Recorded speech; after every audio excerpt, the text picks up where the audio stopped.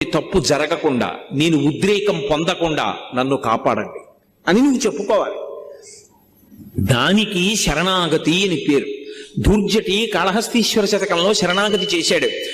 రోషీరోయదు కామినీ జనుల తారుణ్యోరు సౌఖ్యంబులన్ బాసీబాయద పుత్రమిత్రధన సంపద్భ్రాంతి వంచాలతల్ కోశీకోయదు నామనంబకట నీకున్ ప్రీతిగా సక్రియల్ చేసీ చేయదు దీని తుళ్ళనచవే శ్రీకాళహస్తీశ్వర అని అడిగాడు.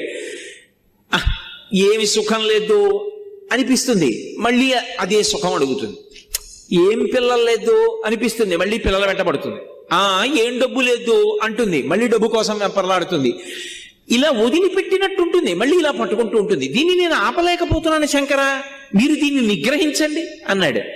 అంటే శరణాగతి అన్న మాటకు అర్థం ఏంటంటే మీ బలహీనత మీరు పరమేశ్వరుడికి చెప్పడం. దానికి శరణాగతి అంటారు. అప్పుడు అది రెండో మార్గం. మనమే